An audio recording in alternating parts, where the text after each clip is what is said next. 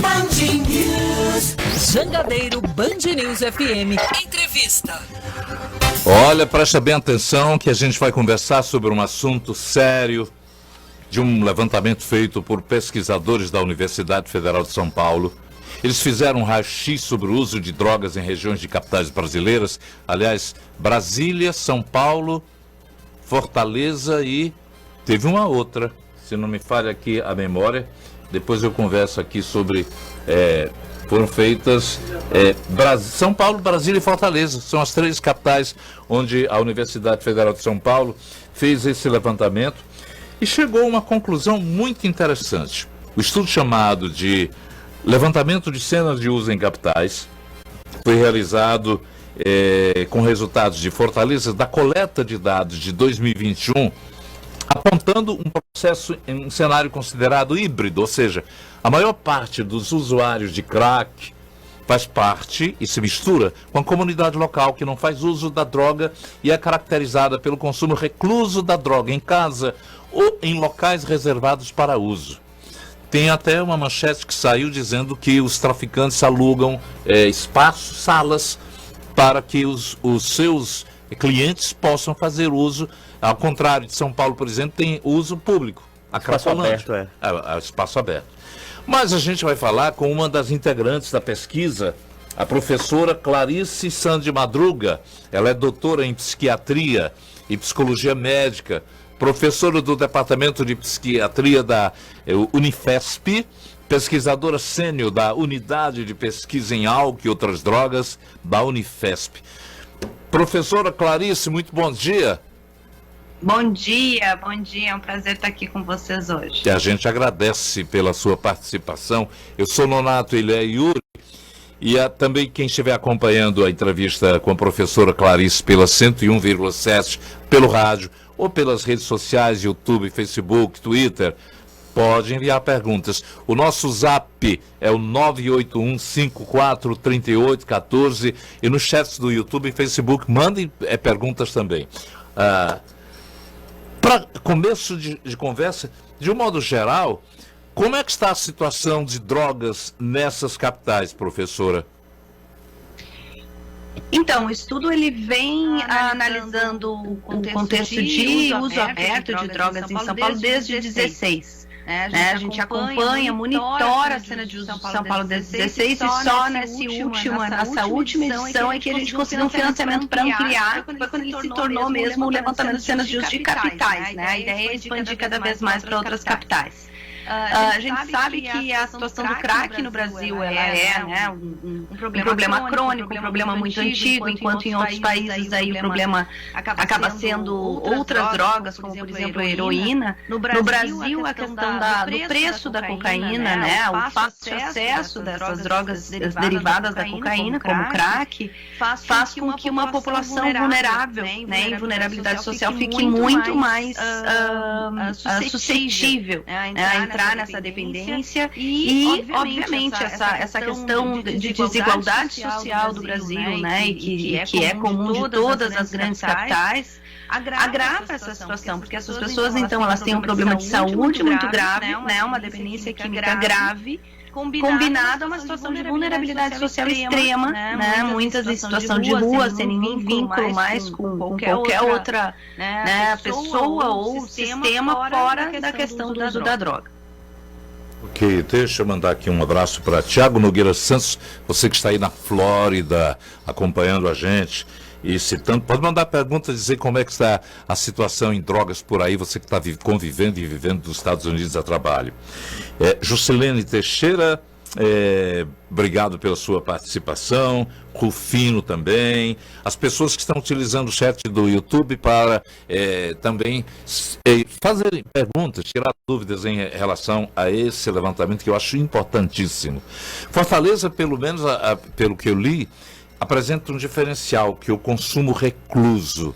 Dá para explicar como é que foi feita essa pesquisa e que se descobriu o que é que significa consumo recluso? Eu sei que é fora do ambiente público, mas é possível se detectar pontos na capital cearense onde isso mais se acentue? Sem dúvida, sim. Eu acho que um dos diferenciais quando a gente faz esse paralelo entre as capitais que foram estudadas foi esse fato de não ter um uso tão aberto,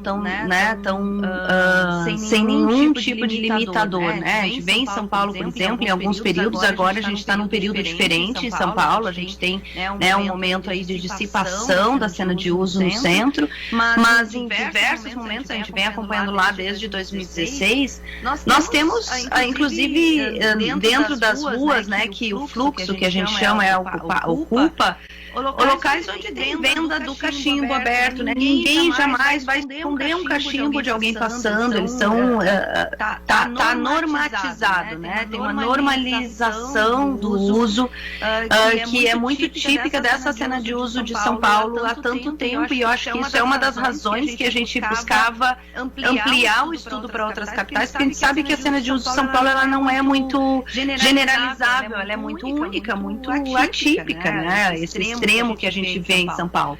Então, o que a gente notou que também se diferiu de Brasília, né, que parece um pouco mais aberto. Brasília é um pouco intermediária, né? A gente tem ali um uso aberto, mas não é tão público e aceito e normatizado como São Paulo.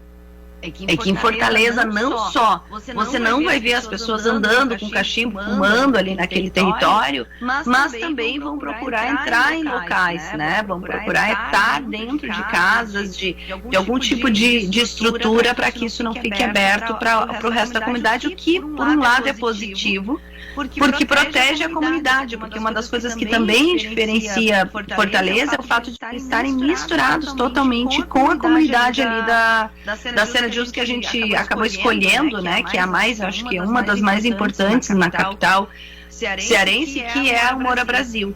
Então ali tem uma comunidade inteira, né, crianças, idosos, então nesse sentido é importante que não seja tão aberto, né, o uso. Inclusive uma curiosidade da cena de uso de São Paulo é que tem muita criança lá também, né? Existem crianças circulando ali na cena de uso de São Paulo, e em momentos específicos ali da cena, os usuários tapam o cachimbo. Eles berram anjo, anjo, anjo, eles se avisam que tem criança e escondem um pouco o cachimbo do crack, o que é interessante, é um fenômeno sociocultural ali, de sinal de algum tipo de regra não escrita, que tem essa compreensão de que não é legal, né, ficar fumando crack abertamente com uma criança. Fortaleza isso não existe porque não é tão aberto esse uso, então existe um nível de proteção aí da comunidade local. Interessante, a senhora falou do Oitão Preto, tradicional Oitão Preto, o local citado, e a gente sabe que à noite cresce o número de pessoas que passam a fumar abertamente lá, mas claro que é um local onde não há muito tráfego, onde não há muitas pessoas passando, e eles têm a vida facilitada por esses. Há outros locais em Fortaleza, onde à noite, no centro, por exemplo, você passa em ruas como, deixa eu ver aqui se eu me lembro, há um certo trecho da Princesa Isabel. Princesa Isabel. Não sei se deu a oportunidade de a senhora ter informações. As pessoas sentam-se, é um local de comércio, quando à noite fecha tudo e não há muitas pessoas passando. E as pessoas, a gente nota quem passa de carro, nota pessoas com cachimbo, fumando. E até mesmo algumas residências, a cidade foi deixando, o centro da cidade foi sendo desmobilizado para a vida de famílias, e aquelas casas que constituíram repúblicas, de repente alugam espaços, quartos, salas para isso. Só para reforçar, Nonato, os locais, né, onde a pesquisa passou aqui, comunidade do Oitão Preto, no Moura Brasil, né, leste-oeste, que é mais, descendo mais ali, né, no Moura Brasil também, centro, Papicu, Parangaba, Serrinha, Barra do Ceará, Gentilândia, ali na região do Benfica, né, e a Tristão Gonçalves ali no centro também, que é, como você falou, no período noturno que se intensifica. Qual é a diferença que fazem, por exemplo, a comunidade de usuários do Moura Brasil com a do Benfica? A senhora tem como fazer essa relação?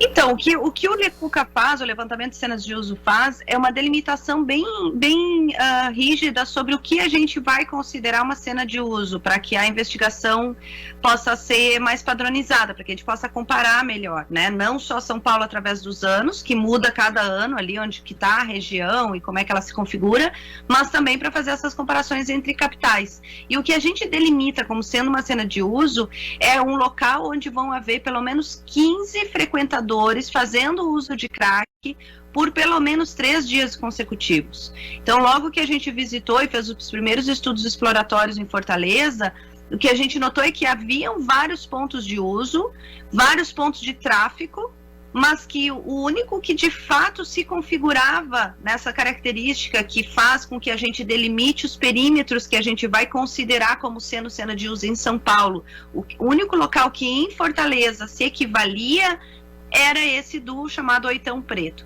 Então, esses outros pontos, embora eles tenham, sim, né, momentos específicos em que existe o uso, inclusive o uso aberto, e existe uma concentração muito grande também de moradores de rua, de pessoas que ficam naquela região, elas não se configuraram como sendo uma cena de uso no sentido de comparação, né, de metodológico apenas, né, claro que também é uma cena de uso, acabam usuários fazendo, né, uso inclusive aberto nessas regiões, mas para que houvesse a possibilidade de comparação, nós elegemos o Moura Brasil, essa parte, né, do bairro Moura Brasil ali, que é chamado Oitão Preto, porque era mais comparativo, né, era mais alinhado com outras cenas de uso em outras capitais para que houvesse a comparação.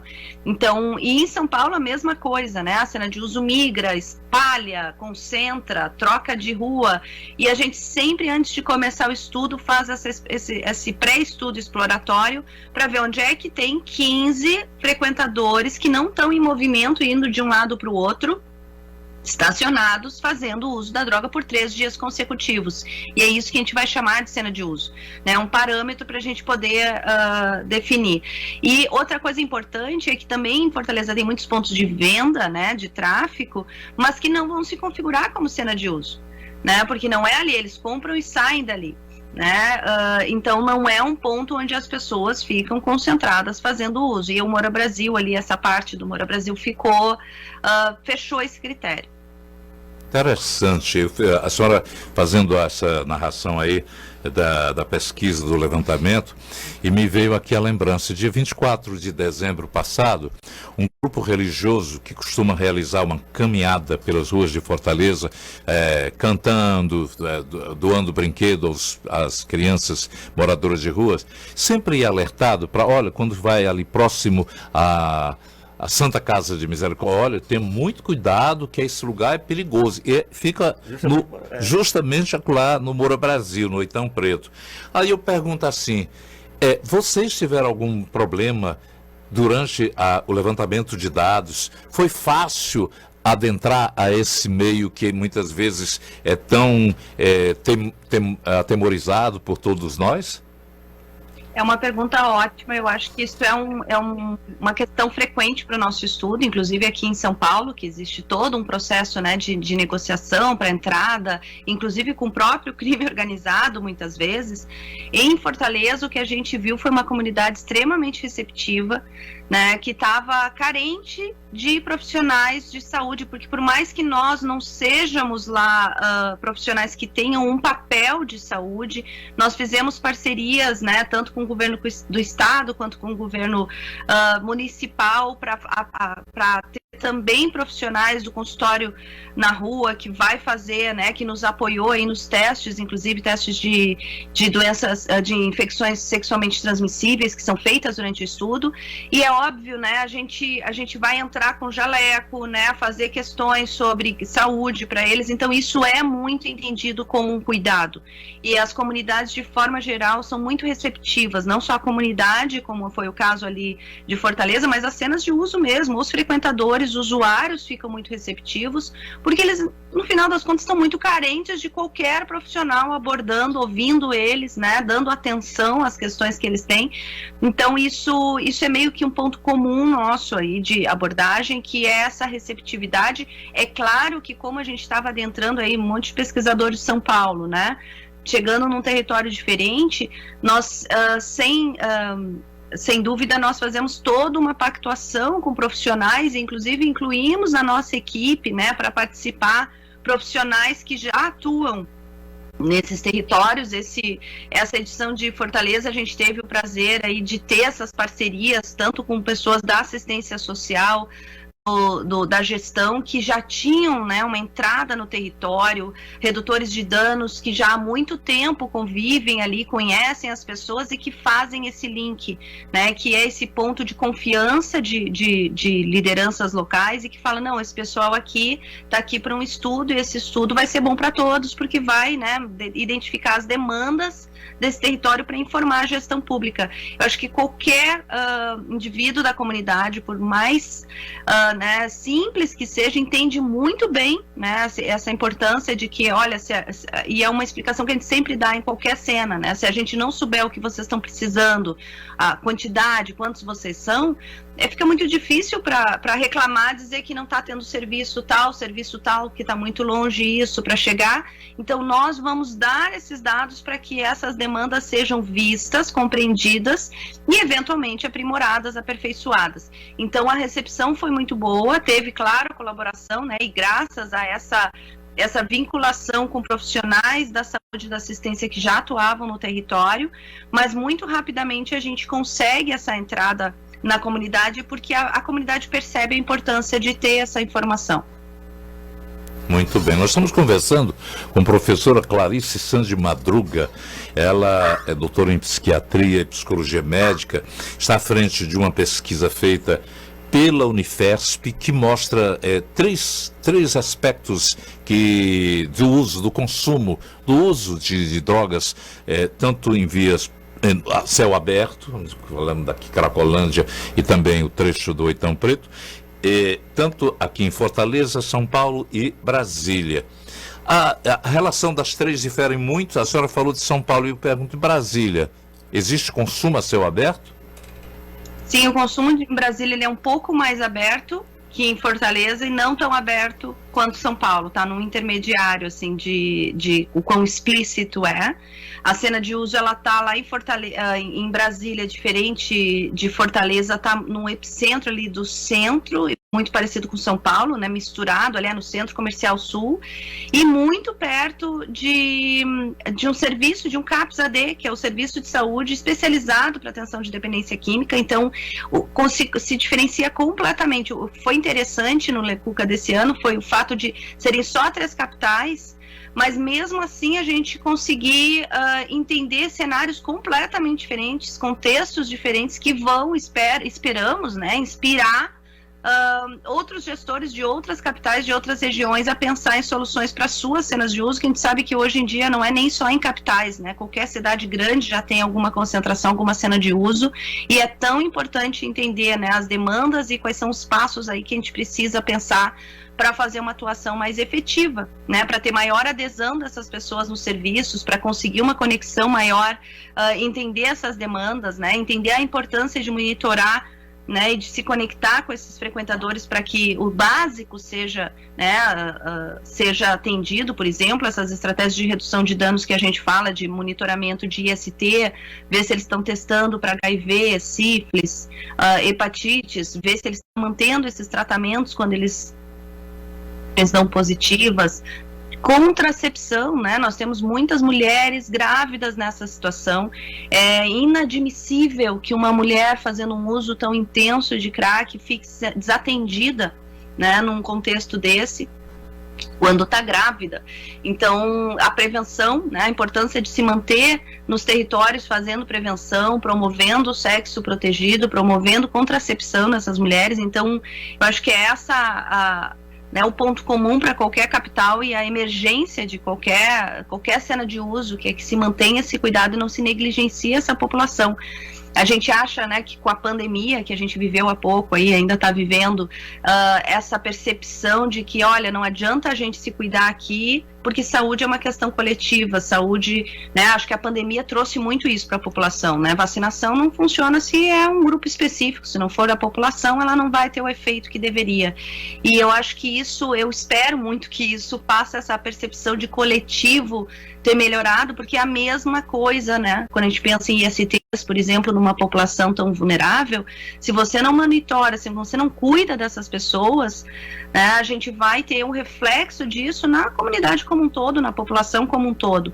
Então, por várias razões, inclusive, né, das mais egoístas, que é, poxa, isso vai acabar impactando em mim, né, isso vai acabar impactando a minha comunidade, que a princípio não tem nada a ver com aquela, tem que né, dar essa conscientização para a população que eles precisam ser assistidos, eles precisam ser né, cuidados ao máximo para que isso, né, não só melhore a qualidade de vida deles, aumente as chances de que eles façam uma adesão a serviços e se cuidem, mas também reflita na comunidade, especialmente em Fortaleza, que tem uma comunidade inteira ali junto, né, convivendo, familiares, né, a gente tem uma proporção enorme em Fortaleza de pessoas ali que responderam à pesquisa que estão há mais de 10 anos no território, que diferente de São Paulo, que também tem muita gente há muito tempo, não está ali há mais de 10 anos porque foi para uma cena de uso usar crack, é porque mora ali, tem a mãe ali, a tia, então isso tudo impacta muito mais a comunidade ao redor deles, e mais ainda fica importante que eles sejam assistidos, né, que hajam serviços que atendam essa população. Interessante a gente falando desse assunto. Eu me encontrei semana passada no supermercado, uma pessoa passou por mim e disse: oi, seu Nonato. E aí eu estava saindo, me virei assim e descobri que era um jovem que há cerca de 12 anos, ele mora nas ruas, e ele disse: rapaz, que bom lhe ver. Eu sempre o encontrava diante da gente distribuir sopa pela cidade. Eu não faço mais isso há uns 5 anos devido a ocupações outras, mas eu perguntei: rapaz, você um dia me disse que gostaria de voltar para a sua terra, o Cariri, Juazeiro, voltar a estudar, oferecemos a passagem, oferecemos condições, e ele depois na outra semana disse: não, quero ficar por aqui. Ele convive nas ruas com essa gente, tem uma facilidade, ele diz que é limpo, já está limpo, mas é incrível a gente conviver num ambiente desse, onde a maioria da sociedade não tem esse olhar que a senhora faz do levantamento. A senhora podia chegar lá: vou levantar aqui, onde é que tem mais gente drogada, onde é que tem mais usuário, mas o seu olhar transcende essa vista e passa para também se preocupar com o lado humanitário, com o lado saudável da criatura humana. Eu acho da maior importância e a melhor resposta que os que passam pela universidade dão como resultado de seu progresso de aprendizado. Parabéns pela sua campanha. O Yuri tem aqui uma pergunta a fazer e eu estou tomando tempo. Não, era só aproveitando, professora, nesse sentido mesmo dos serviços, né, puxando para essa questão de Fortaleza, por conta desse uso recluso, já que os usuários estão misturados, vamos dizer, com os moradores, enfim. Se isso dificultaria, por exemplo, a aplicação de políticas públicas, né, por parte do poder público, a atuação, por exemplo, do poder público nessas áreas. Boa pergunta. De forma alguma, essa modalidade de uso recluso, se é aberto, se é recluso, se está aqui, se está ali, vai impactar, porque a gente sabe que as políticas públicas que vão ter efetividade com essa população, elas independem, né, do formato que o uso se faz ali naquela cena de uso. O que a gente vê é uma demanda que é comum para qualquer cena de uso, que é de políticas mais articuladas, né, que não olha a dependência química como só uma questão de saúde, que não entre nesse debate que a gente está vendo aqui em São Paulo, que está sendo, né, trágico, ficar limitando esse debate a se é voluntário, se é involuntário, se é internação, se é ambulatório. A questão é, dependência química é uma doença biopsicossocial, e enquanto a gente não olhar ela, né, pensando que a recuperação dela não é só saúde, precisa sim ter o olhar da saúde, precisa sim ter esse cuidado, mas que, como o caso que você, Nonato, trouxe aí do seu contato, que queria, né, que estava limpo, nenhuma solução para transtorno aditivo vai acontecer se for só saúde, né? Ele vai precisar ter um lugar onde ele é reconhecido, onde ele tem uma renda, onde ele tem uma cama. Exatamente. Então, as políticas e as políticas públicas para solucionar um problema como uma cena de uso, elas têm a ver no nosso país, que essa cena de uso ela está totalmente intrincada aí com vulnerabilidade social extrema, com falta de política social que dê amparo, né, e que dê perspectivas de longo prazo para essas pessoas, ela tem que estar intrincada com políticas sociais, né, com casa, com moradia, com renda.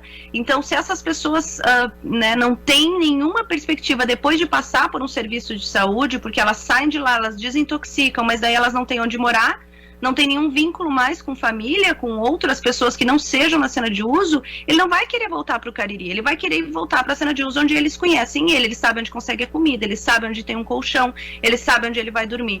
Então, enquanto não houverem políticas que pensem a longo prazo, né, o caminho de recuperação, o percurso de recuperação, nem para pessoas em vulnerabilidade social e nem para nenhum paciente, né, indivíduo com transtorno aditivo, a solução do transtorno é só a saúde. Mesmo para quem está privilegiado numa família, né, com acesso, a recuperação ela vai depender, o sucesso do tratamento é o caminho de recuperação a longo prazo, é se ele vai conseguir vínculos sem drogas, se ele vai conseguir ter prazer num trabalho, né, e ter uma renda depois que interrompeu o uso, e ainda mais para uma população vulnerável, né? Então isso é o caso para a dependência química de forma geral, especialmente para quem está em tanta vulnerabilidade social, né? A política ela precisa compor ali um caminho de longo prazo de recuperação que envolva depois da saúde, não só a saúde, o monitoramento da saúde também a longo prazo, mas acolhimento social, reinserção social.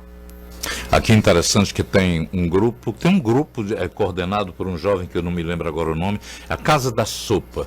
Toda noite os moradores de rua e também pessoas que fazem uso de drogas vão lá, tem o banho, tem a higiene, depois toma sopa e voltam para as ruas. Se houvesse da parte de órgão público, que houvesse uma continuidade para agregar essa gente numa comunidade que pudesse também ser útil. A minha pergunta aqui, já que a gente está encerrando por causa do tempo, há uma política de combate ao tráfico que se configura importante, mas existe alguma experiência que estabeleça um projeto que leve em conta o usuário, que quando a gente... Para além da questão criminal, né? É sempre o lado criminal, é sempre de combater o viciado. Quando a gente tem uma doença, ao invés de combater o doente, se procura medicamentos. Existe uma alternativa dentro dessa sua pesquisa que aponte caminhos para solucionar isso? Você pergunta como que agregaria a questão de segurança pública a isso? É isso que você pergunta? É porque a gente tem, me perdoe, a gente tem a política de combate ao tráfico e sempre é o lado sempre do crime, da prisão. São pessoas doentes mentalmente. A senhora, uma médica psiquiatra, sabe disso, que quem se configura no alcoolismo, quem se abastece de drogas, está fugindo ao seu padrão normal de vivência e convivência na sociedade. Tem algum fatorzinho lá, um parafusozinho lá, que está deixando de ser movido, ou não?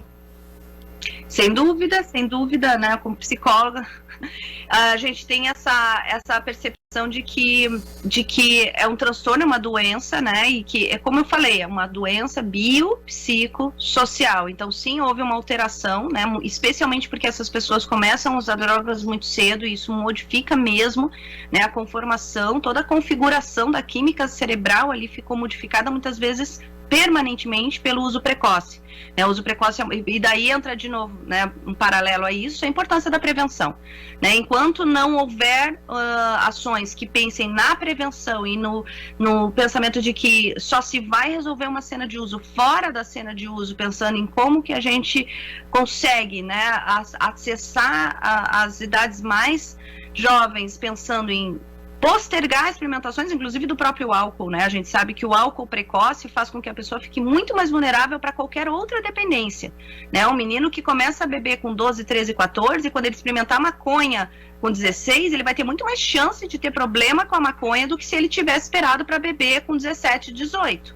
Né? Então, postergar consumo de qualquer psicotrópico é uma ação que vai refletir em cenas de uso lá a longo prazo. Né? Então, antes de tudo, essa questão de prevenção, de oferecer, né, possibilidades de gratificação, de lazer, de ter prazer por outras vias para a juventude, eu acho que isso antes de tudo. E quando a gente fala aí dessa conversa entre segurança, né, esse conflito que a gente vê, que a cena de uso é isso, é o que você está trazendo, a gente tem toda uma questão ali real de crime organizado, de tentar inibir essa disponibilidade da droga. Políticas fora do país, de forma geral, elas têm isso como pilares muito sólidos. Controle de oferta, controle de demanda, são duas coisas diferentes. Uma coisa é você segurar, né, e prevenir e tratar pessoas que têm problemas e prevenir que as pessoas usem e busquem, ou seja, você segura a demanda pela droga, mas também tem que considerar que se ela estiver muito ofertada, se ela estiver muito disponível, isso aumenta as chances até de alguém que nem teria tanto risco de consumir, de acessar, que é o que acontece com crack no Brasil, ele é muito barato. Né? Por que não tem problema de crack em outros países? Porque ele é mais caro, a cocaína vem aqui dos nossos vizinhos, ela chega muito barata nas nossas cidades grandes, e isso faz com que seja uma droga que qualquer pessoa em vulnerabilidade social consegue acessar, extremamente potente, né, e nociva.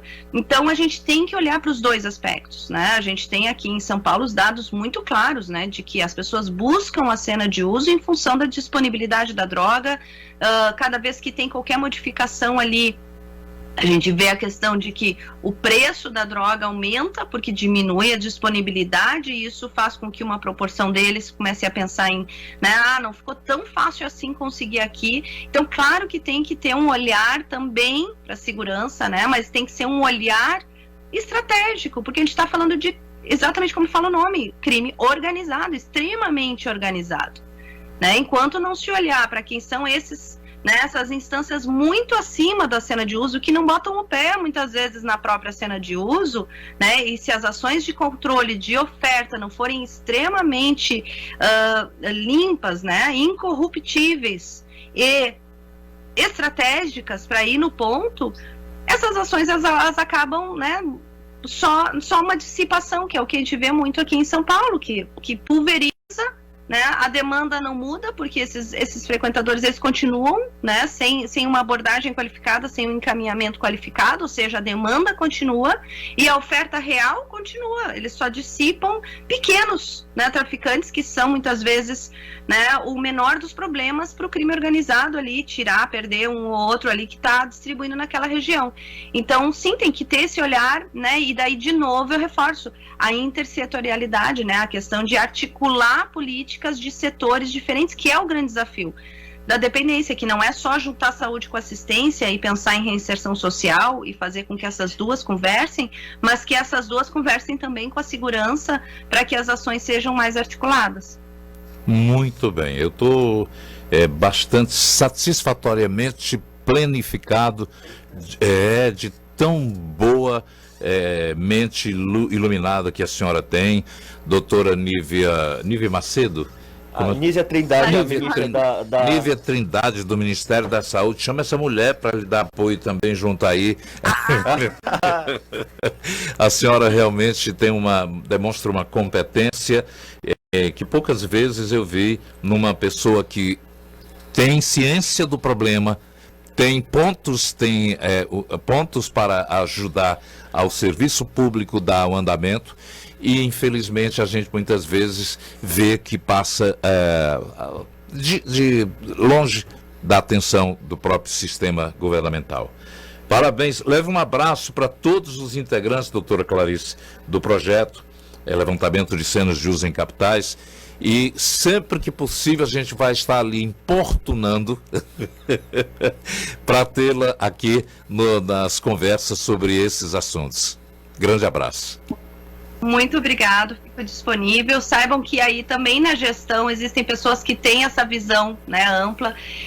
Inclusive no governo do estado, né, nós tivemos parceiros aqui no estudo de pessoas que são também acadêmicas e que estão também na gestão. Então eu tenho certeza que não falta, são profissionais aí locais, né, que estão também tanto na gestão quanto na academia, que têm essa visão, mas eu acho que é realmente um desafio.